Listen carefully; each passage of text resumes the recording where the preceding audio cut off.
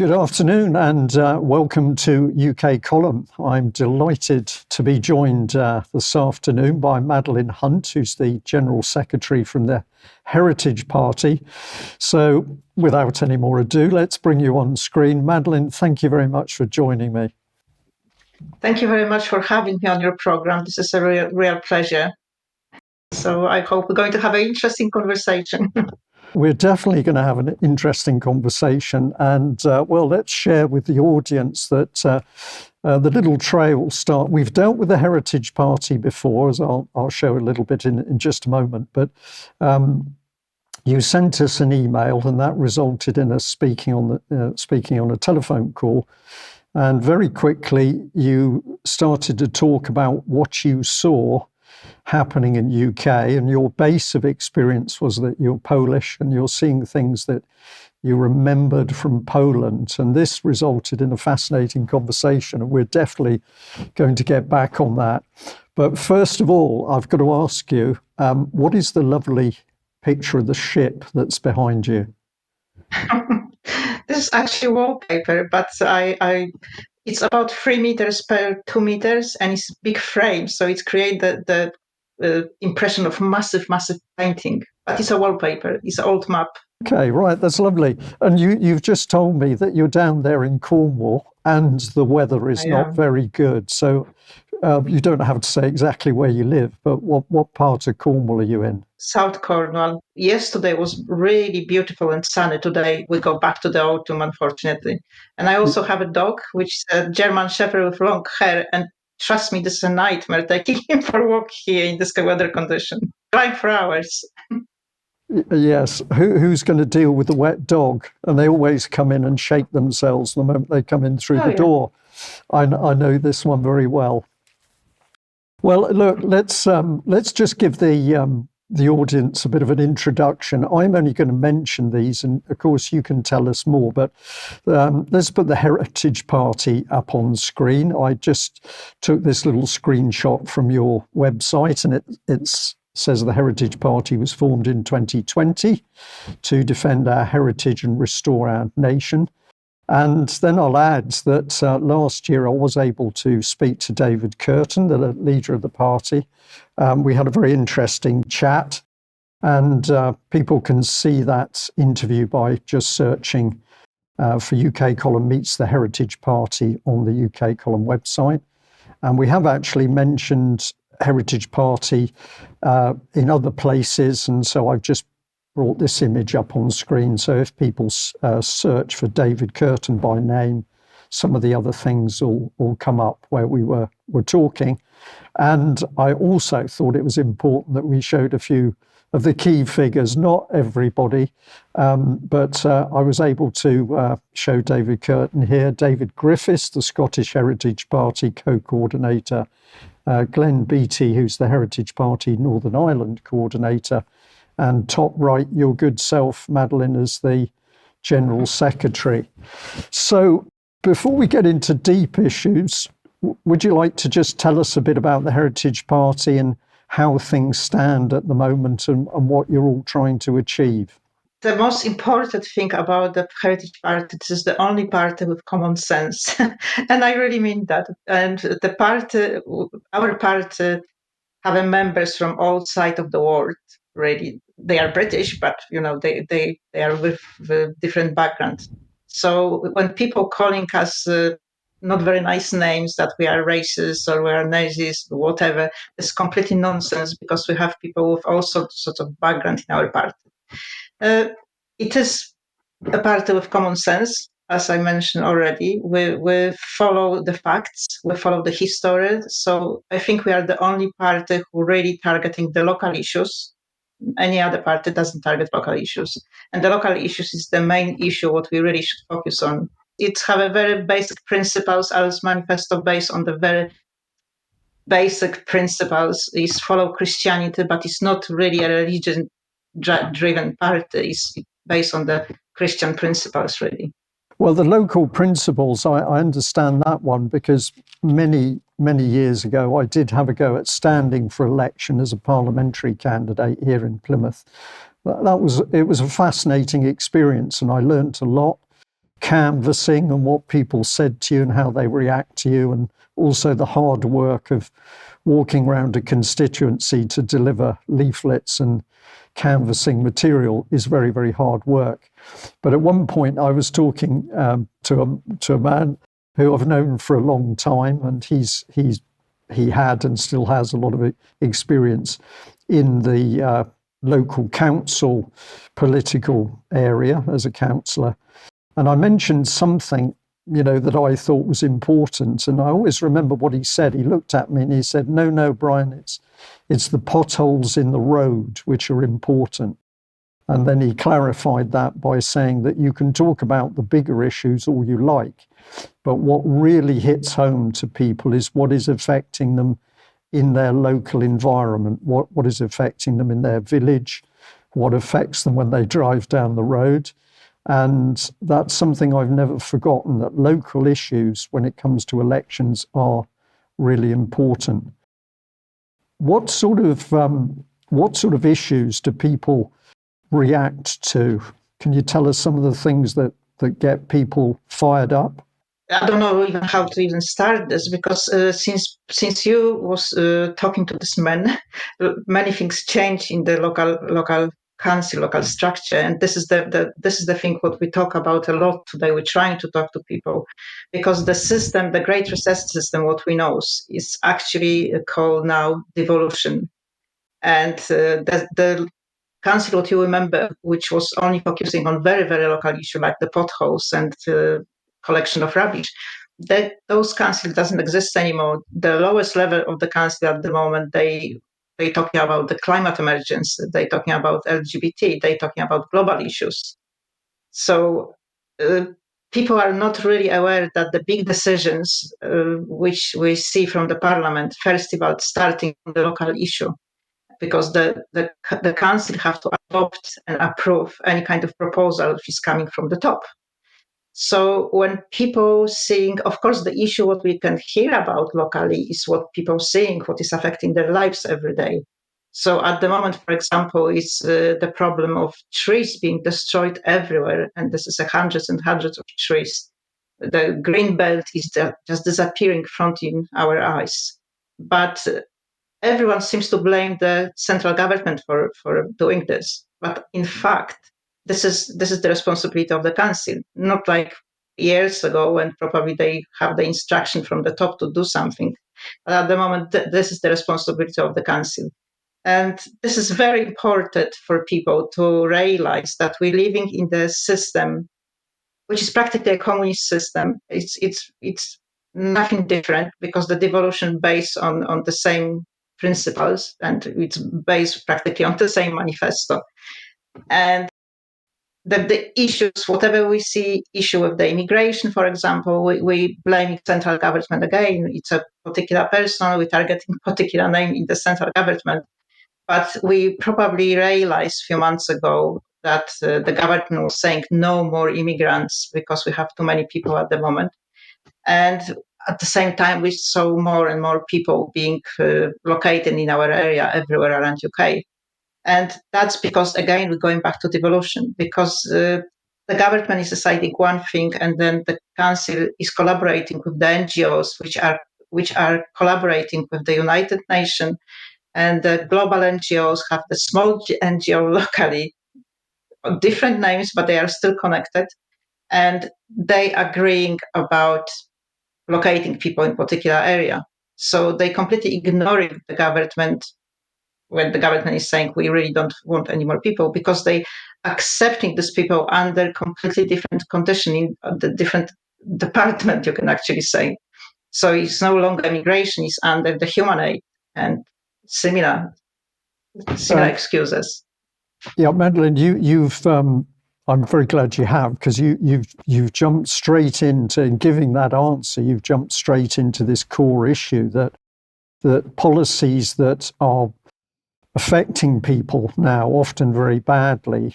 We can look at central government and we can say, yes, the government has done this, but the implementation of those policies is being done at very local level. And there's only one place to look for the blame there, and that is local councils.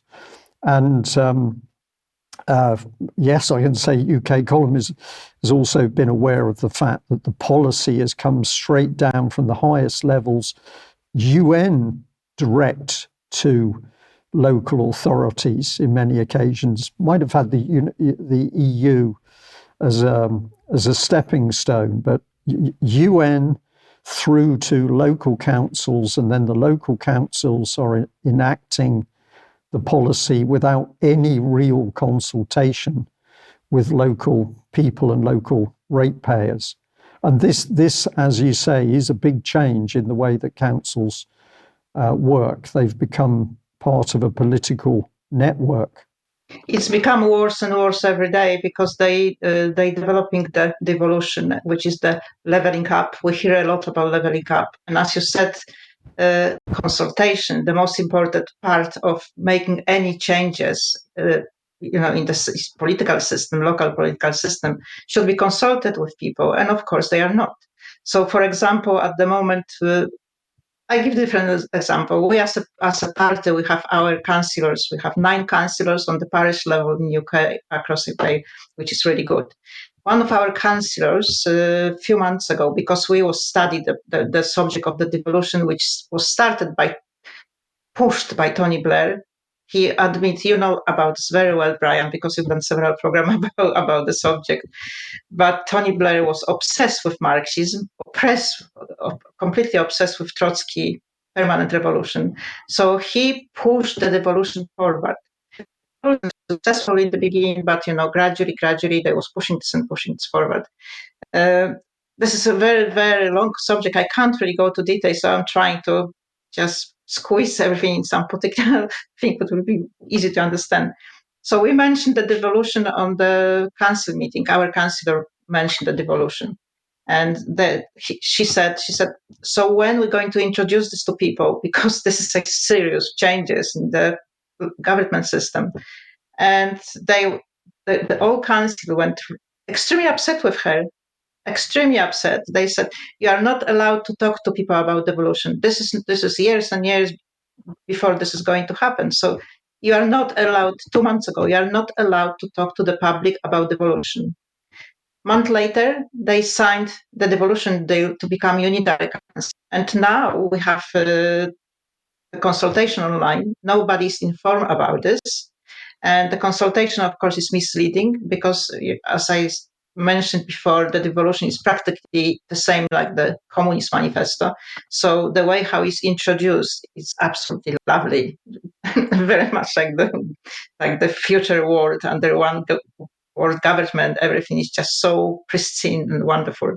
So that's how they introducing the devolution to us as well. So people don't really know even if they will be informed of the consultation, they don't really know what they are approached with. And fun enough, we asked councillor a few days ago, because they put the deadline the end of March in our area. We asked him why nobody knows. First of all, why nobody knows about the consultation. Secondly, why you haven't explained the devolution to anyone. So the leader answer was, we couldn't really explain this to people because we don't have a councillors who understand devolution. So they need to train councillors in few months who will understand the devolution. But meanwhile, we have a deadline for a consultation in the end of this month. So that's how they work. This is important because they getting devolution itself means the transfer of power and funds from the central government to local government. This is the system what was in Poland. This is the system what was in Russia. This is the system what the communist country was run with. The kind of devolution what we're going through at the moment, it's on the level of socialist system. And we know, people who know a little bit about Marxism, they know that socialism is the first level to the communism. So this is the moment when you have kind of revolution. They creating fake conflict. They putting people against each other. They create unions, and then they create this picture of people getting together. The slogans, they repeating the same slogans. Together we are stronger. And this is the time when they create these revolutionary movements everywhere. So it is like a transformation when the you can say, working groups, worker unions, farmer unions. They trying to put these people together, take the power from the government to people. Except this is delusional, because in the new system, in the devolved system, in the councils, the elected councillors not going to have anything to say. They, at the moment, is 55 councillors who signed for, they call this community boards. They're going to replace the council boards. And they're not going to be elected. They're going to be just chosen by the chair. And they're supposed to represent a member of particular community. So in the system, the devolution system, the community doesn't mean us. The communities already exist. They already collaborate. Thank you very much for that excellent explanation. I have 1,000 different questions in my head now. Before we go on to the topic that you've just gone through, you are Polish. I'd like to just set the scene with you, as much as you'll tell us about yourself, because you've come into this country with the experience of a different country, Poland. And now there are certain things you can see happening in this country. You can see it very clearly because of your knowledge and experience in Poland. So for people, I have never been to Poland. People who've never been to Poland, just give us a little bit about, if you will, about your background and your life in Poland and what you did experience there. I came to UK in 80s, so I was still very young. And when I was younger, when I was a student, I took part in London, in the Polish underground, which was called Solidarity. Solidarity was a proper movement, which became, in the end, you can say, political party, because we, in Poland, after the war, again, I will have to just make the story short. After the war, we have a devolution system, okay? We have a not communist system, we have a socialist system. So there was gradually going to the direction of communist system. And of course, after the war, the country was completely destroyed. So very much like after lockdown, people, the first time when they felt that the war is over, we are free again, we have to build back better our country. So we have the slogans before as well. And very quickly, people realized that the build back better is not really building back better, but it's actually going to a completely different direction, to the point when I think I'm trying to find things which was extremely similar what is happening here. So to the point when we have historic buildings which wasn't touched and destroyed by the war. And that was many of historic buildings which could be restored. The decision was to demolish them, not because there was danger, but because it was destroying the culture. They was trying to get rid of any kind of heritage and whatever our ancestors done, because they was building better world. So that's the first thing, which is very much the same, that we can see how they demolishing historic building, how they trying to destroy the culture, how they trying to destroy any kind of tradition. So that's what was happening in Poland. I grew up in this very big pressure. I was actually very young at this point. So I saw different kind of regime in Poland. When I was very little, I still remember the Gomułka, that was the name of the first, you can say this is something like a prime minister, but in fact, this is an officer, secretary of state. And he was a proper communist. The communists, they couldn't go through with the communists how they push this forward in different countries, because Poland was very, very religious country, very Christian, deeply religious people. So the kind of ideology what they was trying to push on the nation, it wasn't really possible to do it very quickly. So then in 70s, we have a slightly better time, but only from the prism of that we can do better shopping. The shops looks better. We have bananas, for example, which was completely impossible to have before. but because of the visual improvement, the depths follow. So this is another thing what was done on purpose, to put the country in the very deep depths, because then people feeling really guilty and they can visualize that, oh yeah, we have the depths because we want a better life, so we rather go back to some primitive life and just build back the country again. So that's what is happening at the moment as well. We're putting our country in big depths because they pushing the devolution. This is extremely complicated, so I'm trying to somehow make this understandable. Anyway, when I was a teenager, I can see the same kind of educational program what Tony Blair pushed forward, the reform program, when they was trying to kill our identity, the ban of home education. Because we had a socialist, we didn't have a communist, we have a still private sector, so they couldn't really stop people from having home education. But how they stopped it? They simply allowed people to have a home education, but more like a hobby, because whatever you learn at home, it wouldn't give anyone a diploma. That wouldn't be accepted in any kind of exams. So the state education was still obligatory. Nobody said that we are not allowed to have a private education, but the state education was obligatory. Another thing, for example, how they was killing the culture. I am an artist, and in the Academy of Art, they practically didn't teach art. They was teaching abstract. They didn't like people painting real things because simply they want to kill the creativity. They also create lots of fake professions, very much like they're doing now, like genderism. This is a fake profession that shouldn't really exist. And we have the same in Poland. By creating these fake professions, they destroyed the agriculture, Polish farming, for example. Farmers who didn't want to comply to the system what was introducing, very much like here, collectivism, was practically destroyed because they didn't have anyone to help them. They introduced the fake profession for young generation and allowed the minority to have a social points to go to the university. So at this point, the families which was running farms, for example, or small businesses for generation after generation, they didn't have anyone to take this over because their children decide, oh, you know what, I am not going to do this. I'm going to become a lawyer. I'm going to become an expert in something else.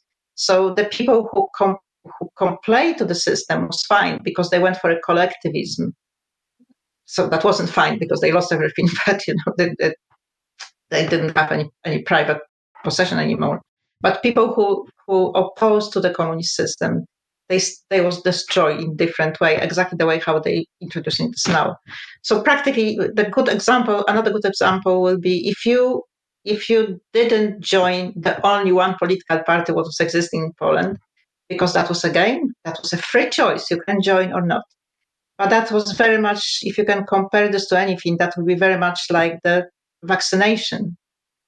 No jab, no job. So that was very much the same ideology. If you don't belong to the party, to the workers' party, you're not going to have a point to go to the university. You're not going to have a points to have a better shopping. You're not going to never have any good position in your profession.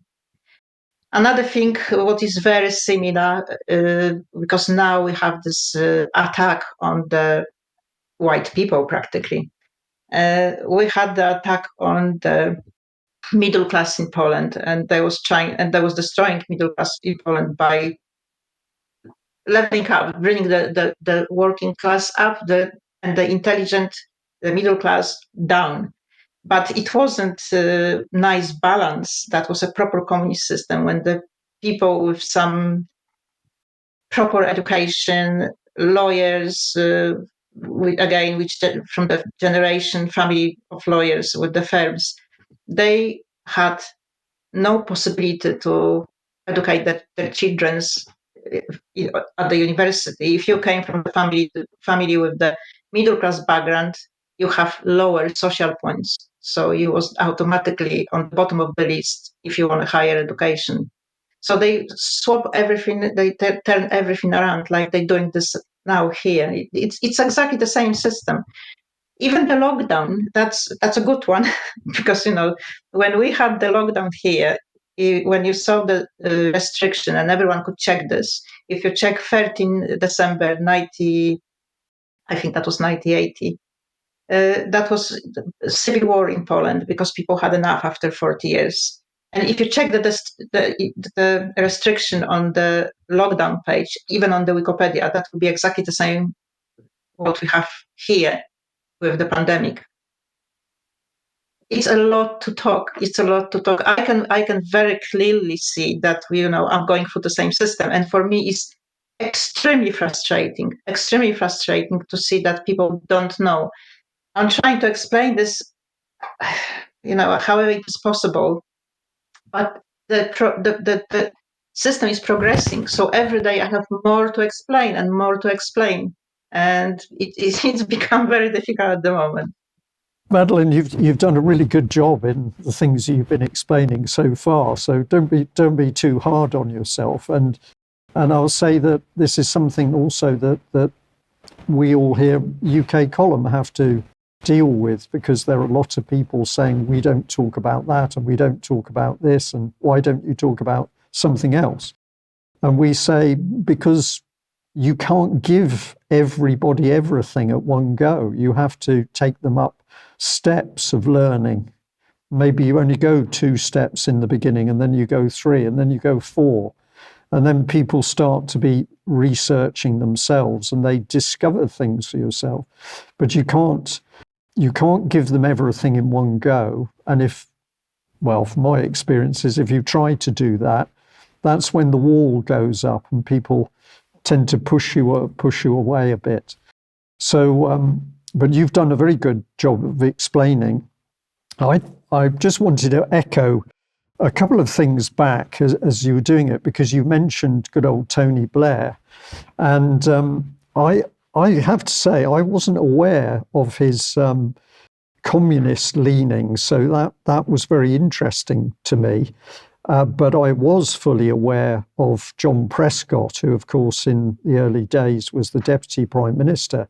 And John Prescott, who many people in UK saw as the hard left Labour Party man, he was actually a Maoist when you looked into his political ideology.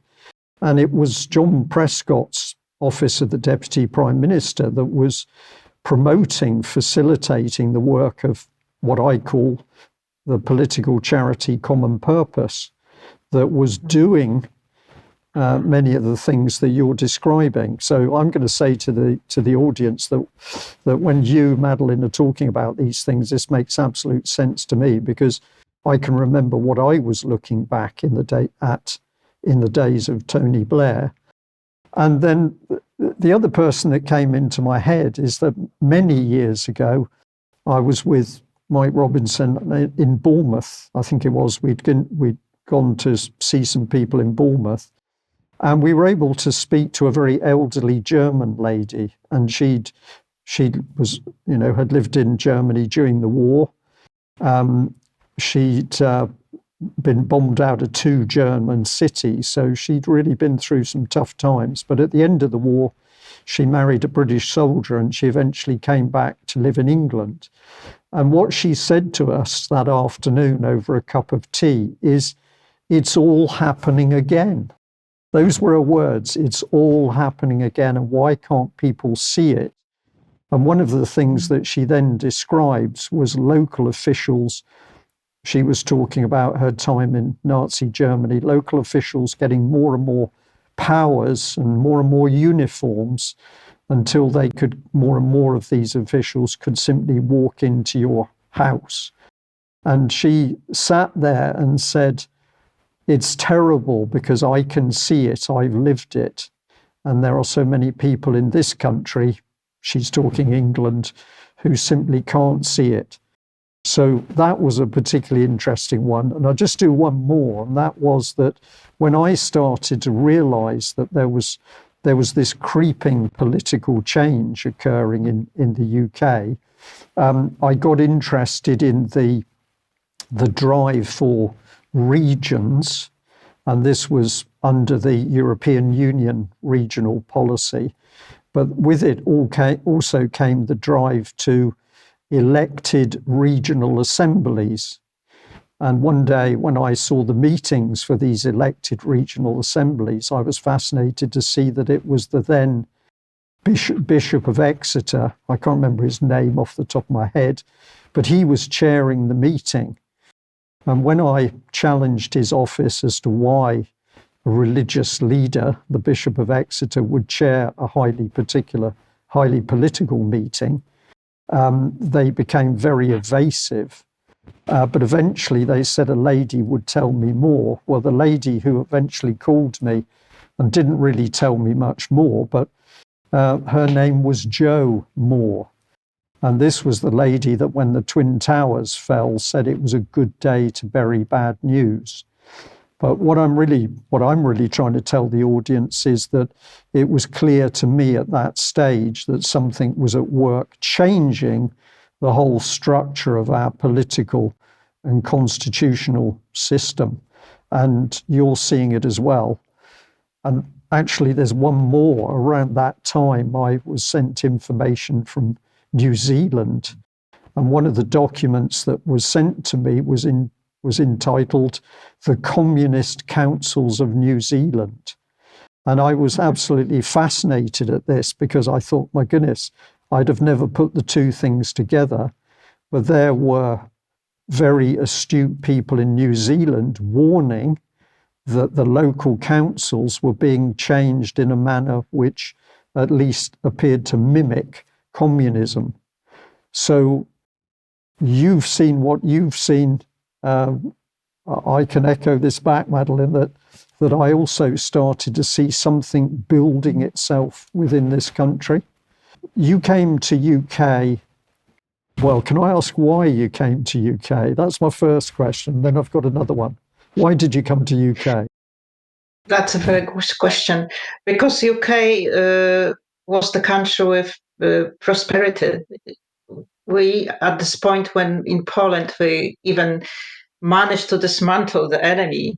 But for people in my age, I was a very young adult at this point, that was absolutely no future, because rebuilding the country was going to take ages. So when I came to UK, I saw the possibility for myself as an artist. I came because I've been doing exhibition, and I have a much more possibility to achieve something as an artist than I would have in Poland, because the Poland was practically just coming up from the ashes from the 40 years of the communist system. So I am, to be perfectly honest, I feel my generation is completely lost generation. This is the people who suffer a lot because they just went to the point when the system was completely different, and they just woke up in the age of 20 in the point zero with no future. So for me, England was the country which I remember from the way how my parents were staying in Poland, used to be from every kind of heritage what was left. Then good thing about Poland, probably because that was a very religious country, that wasn't very easy to brainwash Polish nation, the generations then. So they did see through what's going on very quickly. They start opposing the system, and as I mentioned before, it took people 40 years to finally destroy the communist system. Only temporary, unfortunately, because they was pulled to the EU, which is exactly the same. If I can compare the devolution to anything, that would be a EU. This is the same template. It's the same communist manifesto, Marxist template. And that's exactly what they're doing now. When we have a lot of countries joining the parliament in EU, lots of different countries with different culture, with different economy, and they apparently have a different government. But in the end of the day, none of the people who represent the country have anything to say, because the people who decide what is going to be happening in any of the country will be a EU parliament. And I remember when Poland joined EU, I wasn't I wasn't living there at all, but I thought this is a disaster. And I remember when there was gradually destroying any kind of culture, any kind of traditions, and they've done it to every single country in EU, stopping the production of particular cheese because it didn't fit the norms of the EU. So what they're doing here, it's exactly the same. They're going to create. We already have a London, which is massively devolved, so it's practically like a little kingdom. Nobody could say anything to the mayor, and they're going to create more. Every part of UK is going to be like a little government, little country, and they're leveling up everything to the level of what London is. So that's why, for example, I know I'm jumping from one subject to another, but trust me, it is connected. For example, we have a problem with LTN in big cities, and even if you follow the ideology and the experts, you think, oh, okay, they just worry about the cars, about the traffics. So why they implement LTN in the little villages when people have one car per one house, and it's 100 houses, so it's not really many cars there, so they are not really damaging anything. So why we need LTN in some small villages, some small towns? It's because they need to level everything, every area to the same standard. That's why they transforming countryside to towns, because we all need to be the same. We all need to live the same life standard. We need to be under control. Everything what we do have to be exactly the same and go for the same regulation. This is fascinating because you preempt very nicely. You preempted me because I wanted to say to you've talked through your observations going from a communist society through to how you see things unfolding here in UK today in 2024. And my question was going to be, how do you see the European Union, which sort of appeared in the middle of this? It was almost a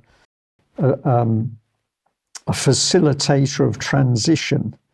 But you've already dealt with that because you've said that the European Union is the same. And this is fascinating to me because, again, many years ago, I met a very interesting man, Christopher Story. I went up to London and met him. He was quite a prolific researcher and writer. One of the key books that I came across that he wrote was called The EU Collective, Enemy of Its Member States. And I was so fascinated by the book because in it was talking about how society in the West, UK, Europe, was to be destroyed. And in the front of the book, he had a table and it talked about the first stage being to demoralize society and then to basically start to break society down until you got to the stage which they called normalization. And normalization was the point at which Western society had become communist society. People can still read the book online. So if you search for Christopher Story, The EU Collective, Enemy of Its Member States, as a PDF, you can find it. Unfortunately, the book is very expensive now, but I met that man and I spent some time talking to him, and it was fascinating how he described this attack on the very foundations of society, and a big attack on families. It was very clear the objective was to destroy families, to break up the institution of marriage, and ultimately to leave people as individuals that were easily controlled by the state. And I've always believed that that's the model that we see unfolding, which you clearly do. Yeah, it is exactly what I am saying, what is happening here. And I think we should point on something which is visible for everyone, because everything what we're talking about today is official. It's not something what we think is happening. It is happening, and they're not even hiding the changes. And I mentioned Tony Blair before because he said the first thing what he started doing was the reform. And the devolution, what I am talking about, is very easily accessible. If anyone go on the local government association page, they have a full pages explaining the devolution.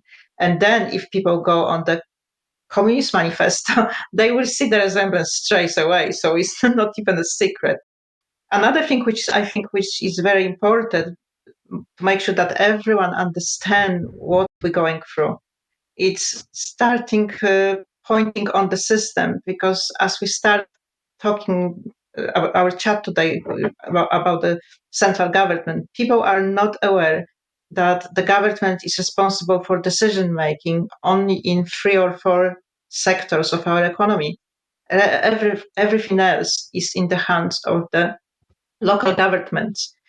And this is very, very important. For example, I am corresponding with the Leveling Up and Communities Department, because I have a lot of questions for them. And because, what council is saying is one thing, what they are saying is another thing. So I want a clarity. So I sent some letters about what the council did. I could just answer me this question. And several times I received the same reply, as the government doesn't have any influence on the council decisions, on the decision on the daily basis, what they're doing day by day. And really, the central government power, it's called reserve powers.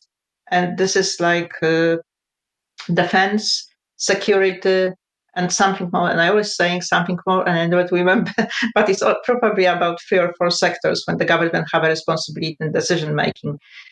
Even so, if you think about defense, when supposed to be the reserve power, we are still members of the NATO, so we can't really say that the government could easily make some free decision, because it have pre-agreements with NATO anyway, so it have to go with whatever is happening. So it's so many things which is obvious. It's not even like trying to find looking for a similarity. It's just coming from every angle. Everything that is happening, it's a communist. It's the same what they've done so many times over and over and again. The approach, as I mentioned before about the unions, they create this union. Simple thing. If somebody's attacking you as a person, the normal reaction of human being is self-defense. So when they decide to attack humanity with this system, they was very much prepared for a self-defense. So they expect people to not being very happy with something what they're going to introduce, because they was taking everything away from us by introducing the lockdown and the fake pandemic, and then giving us little bit back. So they expect the self-defense. It was very, very, very well prepared. And most of the movements, which are fantastic, so many fantastic people are trying to stand against the agenda in many different areas of our economy. But they are not aware that the enemy was prepared for that. So soon, when it's opposition, there is leaders who will be running the opposition. So we need to be very, very much aware, because that's what's happened in Poland for 40 years. And that's why the opposition couldn't go through, because for 40 years there was manipulated, and there was joining some freedom fighting groups, which was, of course, going to the same point zero, or destroying the country even more, because that was giving the reasons for the government with one party, people power, giving them the reason to introduce new restrictions. So it's the same is happening here, really is. Madeleine, I just wanted to just throw in it's amusing. It's a serious comment, but it's got its amusing side that you've come into this country from Poland, and probably because you were active in Poland, and watching what was happening politically. But you've come here and you've straight away, you've seen something's wrong and you're saying, I've seen this before. For UK Column, we've talked to quite a few people that have come into this country from Europe. So they've moved to make a home for themselves in UK. And we've been saying to them, you think you've arrived in the country of freedom and justice, but actually that's not true. You've arrived in a country which is utterly corrupt. You've arrived in a country where law and order isn't what you think it is. And their response to us is to be saying, oh no, this is the UK. We are safe here. We feel safe. And we found that we've had to be quite, to get into quite a discussion with people that have come here from, say, Eastern Europe, because the moment they get on this little island, they think they've arrived in a safe paradise, the safety of UK. And we're saying to them, no, we've got the same problems here.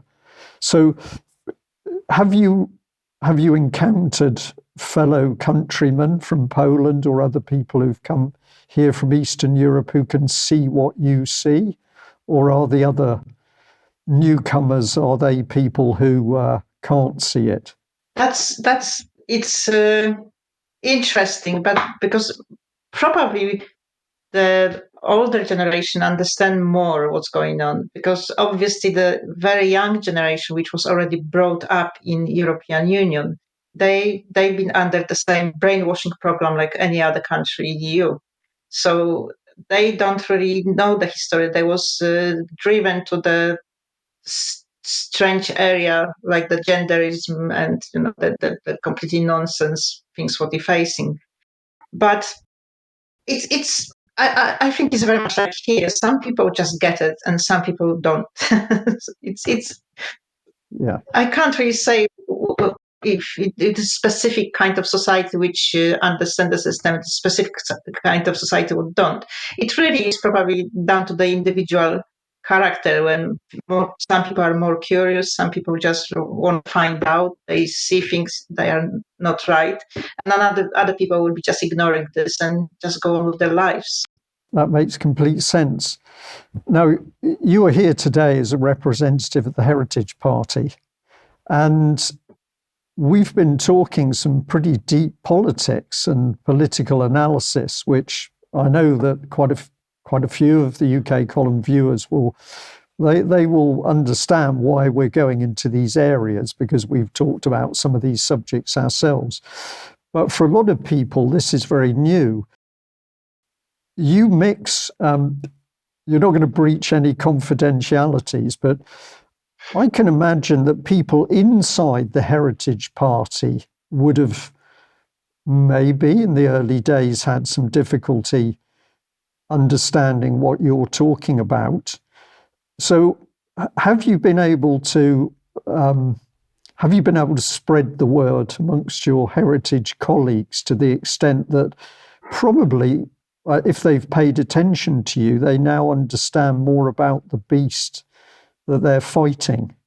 Absolutely, and it's not only me, David. The reason why I joined Heritage Party is because I follow David's speeches when he was in the London Assembly, and I realized that he knows exactly what's going on, and because he was standing against the agenda. And I know he was talking about the cultural Marxism and the march through the institution, which you also highlight in your programs before. So I know that David is aware how the system works. So people who joined Heritage Party, they done the same. They was watching previous David videos, so they have a slight idea about the Marxism, how the Marxism is just trying to get in our houses. But yes, we have a webinars in our party, so we talk about this a lot, and our councillors are absolutely prepared. Whenever they're going for any kind of council meeting, they trying to push the agenda back. They are successful on several occasions. They manage to push some area of the climate emergency in some part of UK.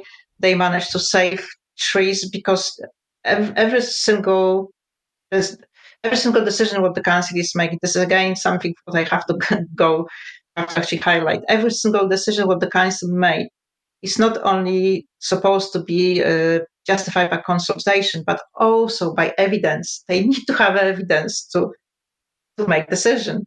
And on the simple facts that we question them for the evidence, our councillors managed to stop some damage which was introduced in the council meetings.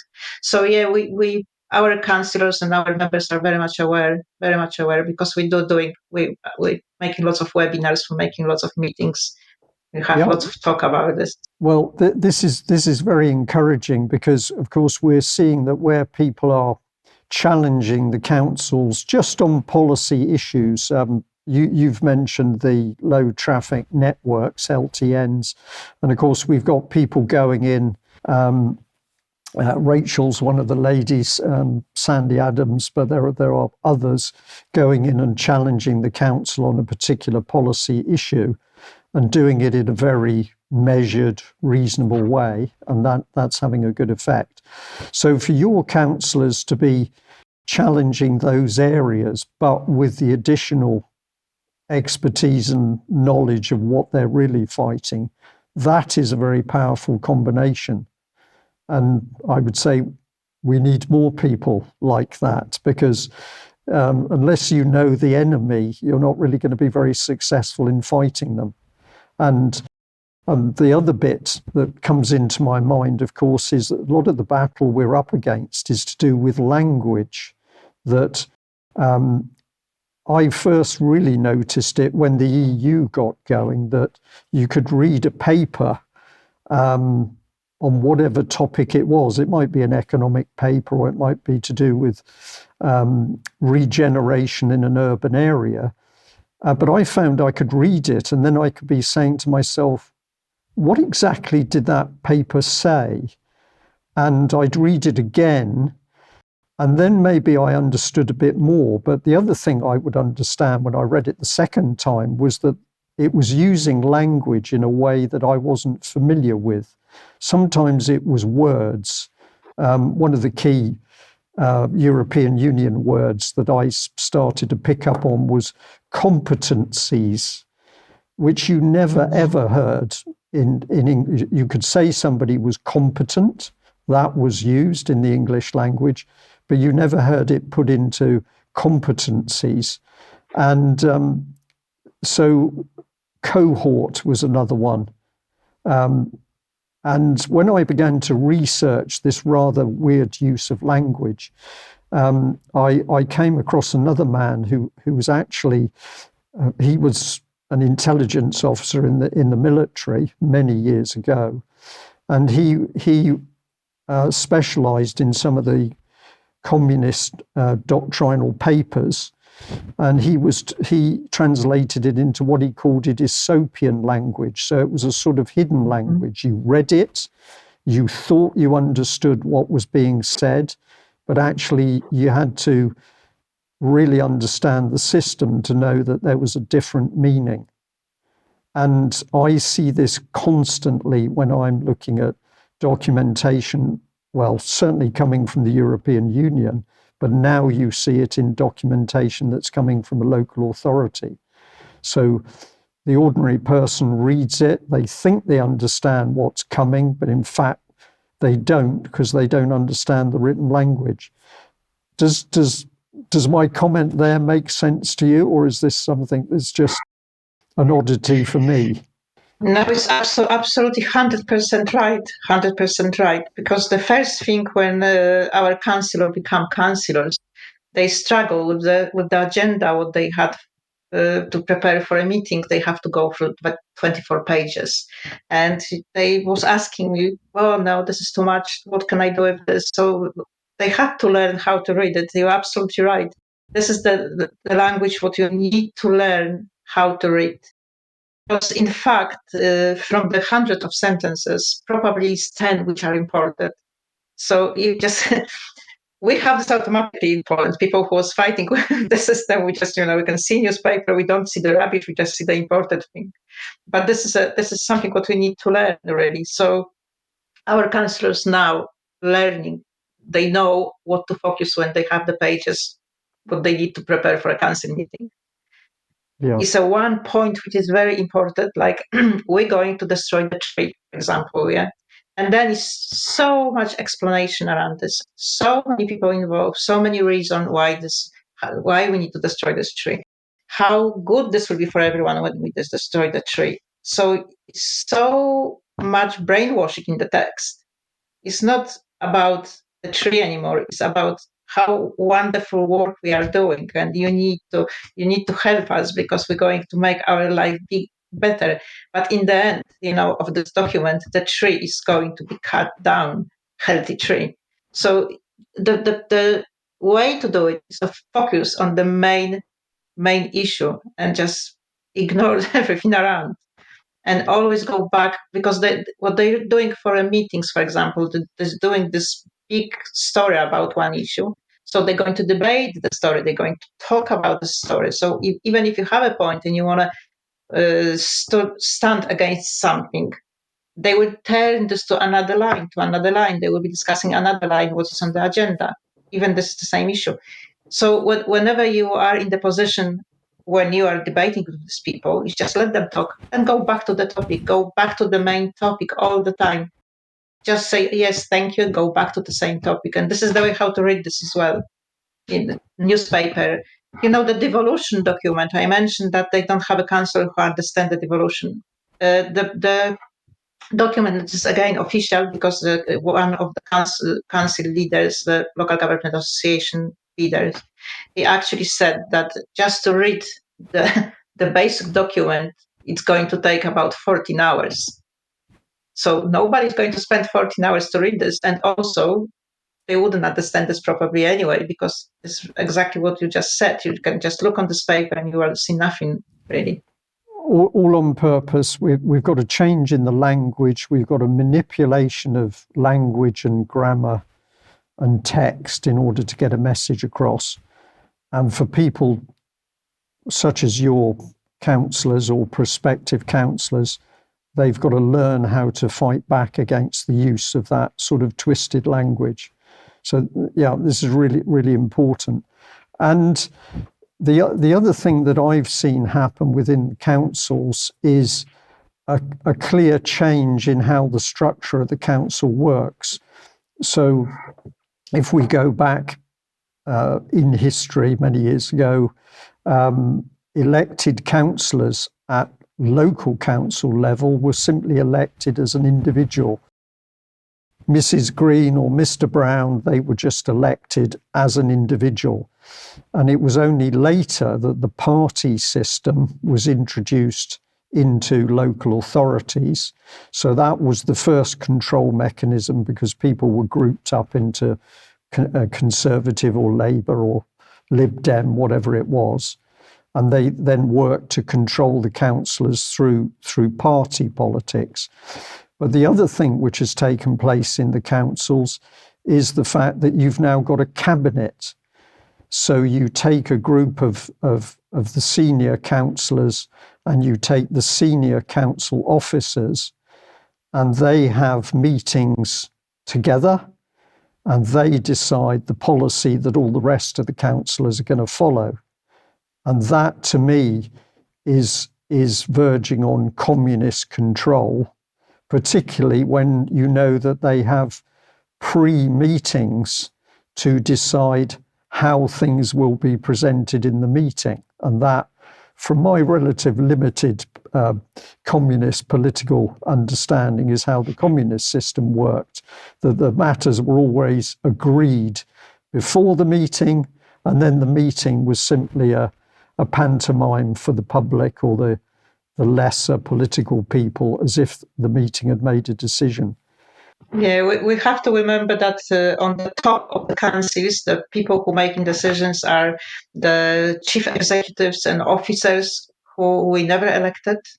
This is people who are appointed, and they Again, people just see the central government, MPs earning particular money like 80,000 per year or something. These people who are on the top of the council, they earn something between 100,000 to 160,000. And this is shocking already. And when you introduce this document, which is officially published on the council website, if you're introducing this document to average person, average resident, they just can't believe it.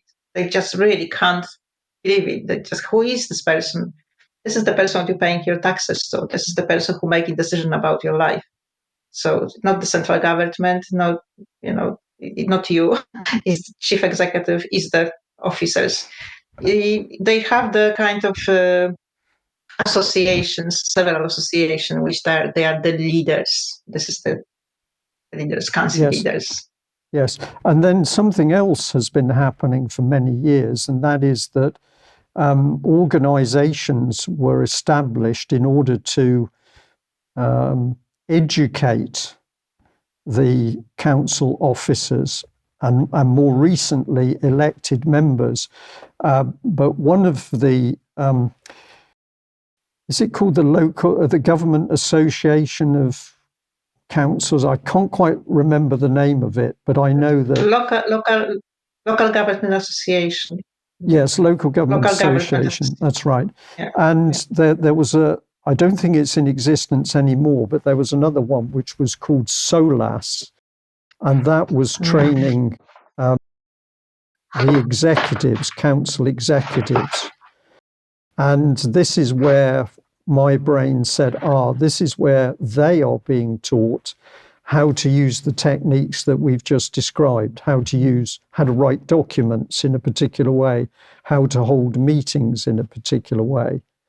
And part of the trail for me was that some of these organizations were also firmly in bed with the charity Common Purpose, which was another, I called it a Trojan horse. Common Purpose was a Trojan horse by which, when you got people involved with Common Purpose, they broke down the normal structures inside the public sector.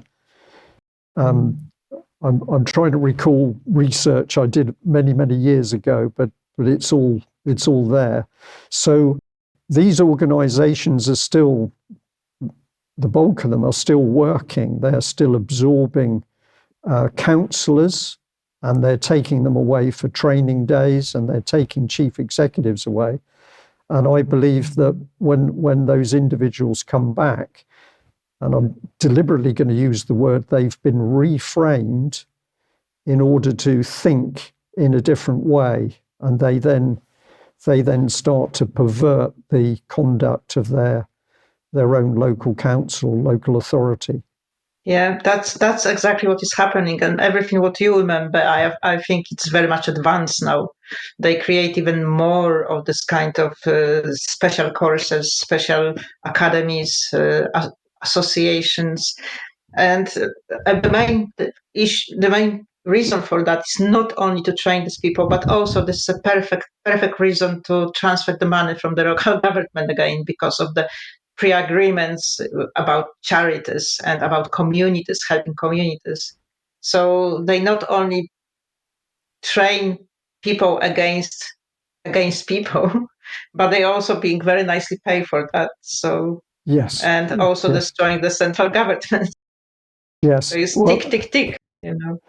Money was always very important, and of course, you live in Cornwall, and Cornwall was given special attention because not only did Cornwall fall in one of the EU regions for the EU, so England was to be broken up into, was it 5 regions, and then there was Scotland and Northern Ireland, but Cornwall was in the southwest region, which was actually called Area K.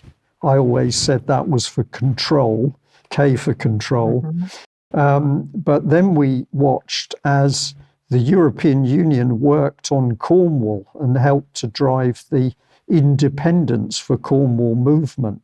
And what was fascinating about that is that they were using the power and influence of a European Union organization called FUEN, FUEN.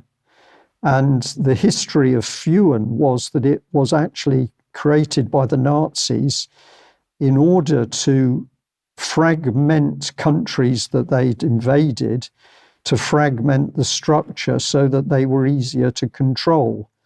And I was utterly I was flabbergasted. I was very surprised when I discovered that this historic organization still existed, and it was working in order to try and get more people in Cornwall to demand their independence. And this wasn't for the benefit of people in Cornwall, it was in order to break down the cohesion of the United Kingdom. Yeah, that is always for the benefit of the globalists, not for people. Any kind of promises like you're going to have a wonderful life and freedom, you can have a guarantee that it is exactly going to be the opposite. Cornwall is in terrible position at the moment. We have a councillor in Cornwall, and the letters she's receiving and she's going through this is really depressing. They're doing the hunt for land, for example, when everyone is asked, like a snitching, but about the land. Everyone is asked to nominate land when have a potential to build houses. So even it doesn't matter if it is already somebody sells land and somebody have a house there, it doesn't matter.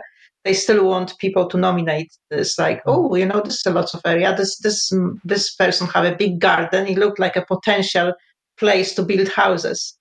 So I don't know, they're rewarding people for doing this as well. This is very interesting because a similar example I've heard about in Totnes being a transition town, of course, but there it's to do with allotments, land that could become, inverted commas, public allotments. And so you have individuals who have done exactly that. Somebody has a very big garden. Oh, wouldn't it be a good idea if you shared your garden with the public allotment system? So, yeah, amazing. What would you like the UK column audience to do? You're speaking to people.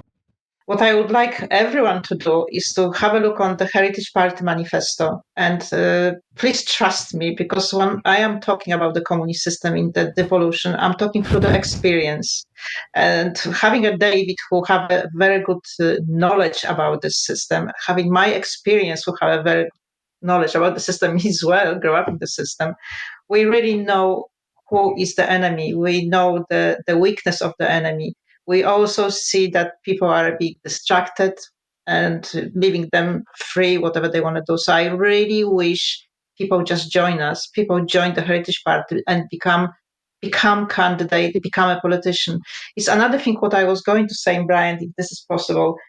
People are, another similarity to Poland, people are being pulled away from the politics on purpose, because you have to think with logic all the time in the system.